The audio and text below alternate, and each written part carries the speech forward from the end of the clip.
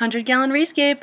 I got a new stick for my aquarium. I got a new stick for my aquarium. Alright, so here's my 100-gallon again. And the other day, we went jeeping, four-wheeling, whatever you want to call it, on a trail. And I found this beautiful manzanita branch. It wasn't so beautiful when I found it. I sanded it down. I actually took a drill with a wire brush on the end and got all the crap off of it. And then I sanded it lightly and put it in my tank. And this is what I used to clean up my wood.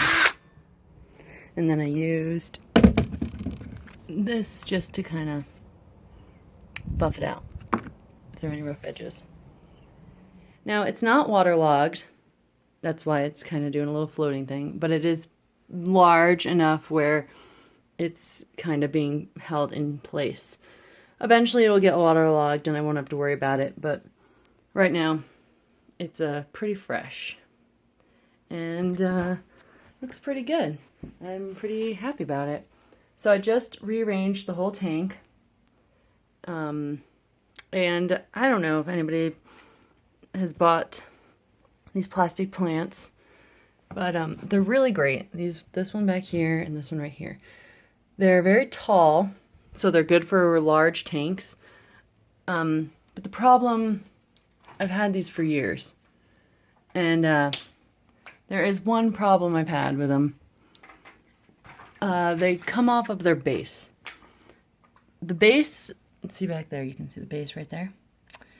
It's like a little tub, and you fill it with the substrate. That's what the base is. But these little plastic parts tend to fall off, and they don't stay forever. So what I did was I took a rubber band, and I wrapped it around a rock, and then covered it with some sand. And ta-da! They're staying down and they're not floating. So there's a few little DIY things that you can do with your aquarium. And another thing I want to say is don't be afraid to use sticks you find. I used to buy wood, like this wood, the heavy wood that is waterlogged or just super dense wood. You buy it at the aquarium store. I used to buy that. In fact, all those big 1, 2, 3 chunks I bought. But no longer. I'm not buying any more wood. It's stupid. Because look at that beautiful piece. That's like, I don't know, $80. You could buy that piece of wood for $80 or $100, more like. And I got it practically for free, except it did take a little bit of time cleaning it up. So I'm going to turn the filters back on. Oh yeah, check it out. I've moved my cerbiums into this tank. And there's Officer Bulbous Head. And okay, so now they're going to have some territorial disputes because everything has been rearranged. And it's a good thing, but it's also, it's not a bad thing. It's a good thing to rearrange your tanks. It helps the fish. It keeps them, it helps the little minds, It's like, oh, it's not the same old tank. It's kind of more exciting, So, these guys are in here now. And Buggy is such a wimp. She's hiding back in the corner. But, yeah, so far so good. They're liking the tank. Still hiding out a little bit, but they'll come out and explore soon enough. And that is my redesigned 100-gallon.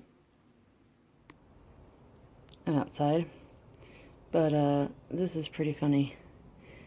Do you see the leaves? Do you notice anything about them? Maybe that their little edges are super rough. Yeah, the silver dollars have been nibbling on the plastic plants. And they're fine. They haven't died from it yet. But this is why they say you shouldn't keep plastic plants with silver dollars, because, well, they will chew plastic, and I'm sure it's not good for them, but whatever. Like I said, my silver dollars haven't had any die yet. Haven't had any problems there. Just little nibbles here and there. And my silver dollars, as you've seen, are pretty large, and they're about 3 years old, so I think they're fine. But they are chewing this, and that's pretty funny. There it is. Where'd Buggy? Buggy went and hid again. One thing I do cause of concern could be when you have such a large stick in your aquarium and you have large fish. I do kind of worry about them running into the stick and hurting themselves on the stick, but I'm not really too concerned. But it is something to think about when you're putting in large pointy sticks in your aquarium. Yeah. And see, there's Buggy. That's the one that I worry about, the stick being too big and pointy.